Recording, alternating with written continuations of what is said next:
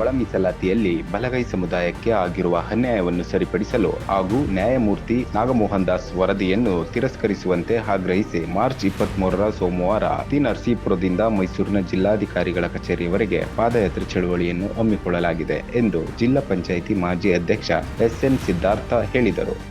ನಾಗಮೋಹನ್ ದಾಸ್ ವರದಿ ಒಳ ಮೀಸಲಾತಿ ಬಗ್ಗೆ ಅವೈಜ್ಞಾನಿಕವಾಗಿ ದೋಷಪೂರಿತವಾಗಿ ವರದಿಯನ್ನು ಸಲ್ಲಿಸಿದ್ದಾರೆ. ಈಗಾಗಲೇ ಅದು ರಾಜ್ಯಪಾಲರಲ್ಲಿ ಸೈನ್ ಆಗೋಗಿದೆ. ಕೆಲವು ವಿಚಾರ ಅಂದರೆ ಬಲಗೈ ಸಮಾಜನ ಮುಂದಿನ ಪೀಳಿಗೆವರೆಗೂ ಫುಲ್ ಏನು ಆಗಲೇಬಾರ್ದು ಅನ್ನೋ ತಿಳಿಸಿದವರು ನನ್ನ. ಆದ್ದರಿಂದ ಎಲ್ಲ ಎಚ್ಚರಿಕೆ ವಹಿಸಿ ನಾವು 23ನೇ ತಾರೀಕು ಸೋಮವಾರ ಬೆಳಿಗ್ಗೆ 6 ಗಂಟೆಗೆ ಬಂದು ಇಲ್ಲಿ ಅಂಬೇಡ್ಕರ್ ಸ್ಟ್ಯಾಚ್ಯೂ ನೆನೆಸಿದ್ದು ಎಲ್ಲ 6 ಗಂಟೆ ಆಗ್ತಾ ಆಮೇಲೆ ಎಲ್ಲ ಪಾದಯಾತ್ರೆ ಮಾಡ್ತೀವಿ. ಪಾದಯಾತ್ರೆ ಮೈಸೂರು ಮೆರವಣಿಗೆ ಕೊಡೋದು ತೀರ್ಮಾನಾಗಿದೆ. ಆದ್ದರಿಂದ ನಾವೆಲ್ಲರೂ ಬಲಗೈ ಸಮಾಜದ ಪ್ರತಿ ಹಳ್ಳಿಗಳಲ್ಲೂ ಸಮಾಜ ಹಿರಿಯರು ಎಲ್ಲ ಒಂದಾಗಿ ಸೇರಿ ಒಮ್ಮತದಿಂದ ಒಗ್ಗಟ್ಟಾಗಿ ನಾವು ಬಂದು ಭಾಗವಹಿಸಿ ಈ ಸಭೆಯನ್ನು ಯಶಸ್ವಿಯಾಗಿ ನಡೆಸಿಕೊಡ್ಬೇಕು ಅಂತ ನಾನು ಕೇಳ್ಕೊಡ್ತೇನೆ.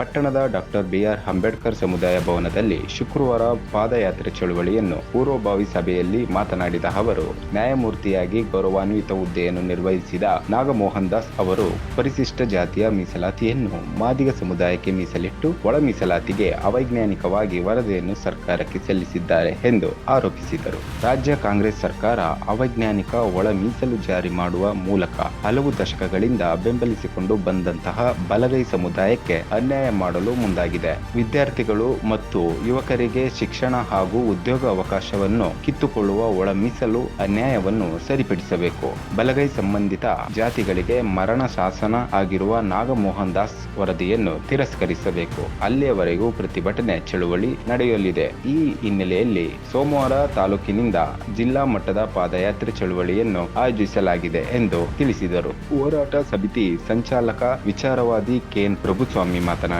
ಮಾರ್ಚ್ 23ರ ಸೋಮವಾರ ಬೆಳಗ್ಗೆ 6 ಗಂಟೆಗೆ ತಾಲೂಕು ಕಚೇರಿ ಮುಂಭಾಗ ಅಂಬೇಡ್ಕರ್ ಪುತ್ಥಳಿಗೆ ಮಾಲಾರ್ಪಣೆ ಮಾಡಿ ಪಾದಯಾತ್ರೆ ಚಳುವಳಿಯನ್ನು ಆರಂಭಿಸಲಾಗುವುದು. ಜಿಲ್ಲಾ ಮಟ್ಟದ ಬೃಹತ್ ಹೋರಾಟಕ್ಕೆ ಮೈಸೂರು ನಗರ ಸೇರಿದಂತೆ ತಾಲೂಕಿನ ಸಮುದಾಯದ ಬಂಧುಗಳು ಹೆಚ್ಚಿನ ಸಂಖ್ಯೆಯಲ್ಲಿ ಭಾಗವಹಿಸಿ ಹೋರಾಟವನ್ನು ಯಶಸ್ವಿಗೊಳಿಸಬೇಕು ಎಂದು ಮನವಿ ಮಾಡಿದರು.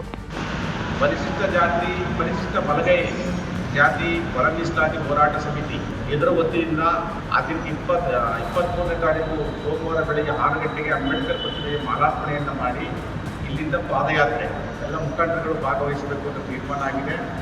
ಪಾದಯಾತ್ರೆಯನ್ನು ಮಾಡಿ ಜಿಲ್ಲಾಧಿಕಾರಿಗಳಿಗೆ ಮನವಿಯನ್ನು ಕೊಟ್ಟು ಈ ಸಮಾಜಕ್ಕೆ ಆಗ್ತಿರ್ತಕ್ಕಂಥ ಅನ್ಯಾಯವನ್ನು ಸರಿಪಡಿಸಿ ಅಂತ ಮುಖ್ಯಮಂತ್ರಿಗಳ ಮೇಲೆ ಒತ್ತಡವನ್ನು ಏರಲಿಕ್ಕೆ ಈ ಹೋರಾಟವನ್ನು ಆರ್ಗನೈಸ್ ಮಾಡೋದು. ಇದು ಯಾರು ಪರ ಮಾಡಿ ಯಾರು ವಿರುದ್ಧ ಮಾಡಿ ಅಂತಲ್ಲ, ಎಲ್ರಿಗೂ ನ್ಯಾಯ ಸಿಗಬೇಕು ಈ ಹೋರಾಟದಿಂದ.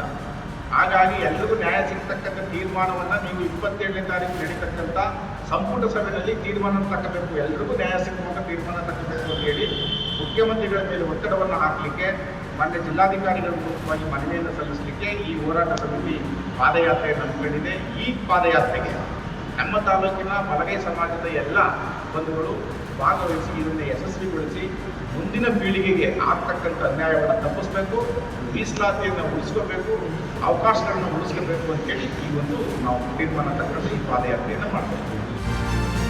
ಒಳ ಮೀಸಲಾತಿಯಲ್ಲಿ ಬಲಗೈ ಸಮುದಾಯಕ್ಕೆ ಅನ್ಯಾಯ ಮಾಡುತ್ತಿರುವ ರಾಜ್ಯ ಸರ್ಕಾರದ ವಿರುದ್ಧ ಟಿ ನರಸೀಪುರ ಪಟ್ಟಣದ ಅಂಬೇಡ್ಕರ್ ಸಮುದಾಯ ಭವನದಲ್ಲಿ ಒಳ ಮೀಸಲಾತಿಯಲ್ಲಿ ಬಲಗೈ ಸಮುದಾಯಕ್ಕೆ ಅನ್ಯಾಯ ಮಾಡುತ್ತಿರುವ ರಾಜ್ಯ ಸರ್ಕಾರದ ವಿರುದ್ಧ ಪೂರ್ವಭಾವಿ ಸಭೆಯಲ್ಲಿ ಜಿಲ್ಲಾ ಪಂಚಾಯಿತಿ ಮಾಜಿ ಅಧ್ಯಕ್ಷ ಎಸ್.ಎನ್. ಸಿದ್ಧಾರ್ಥ, ಕೆ.ಎಸ್. ಪ್ರಭುಸ್ವಾಮಿ, ಎನ್. ಲಿಂಗಪ್ಪಾಜಿ, ಗಣೇಶ್ ಸ್ವಾಮಿ, ಎಂ.ಕೆ. ಸಿದ್ದರಾಜು ಇತರರು ಇದ್ದರು.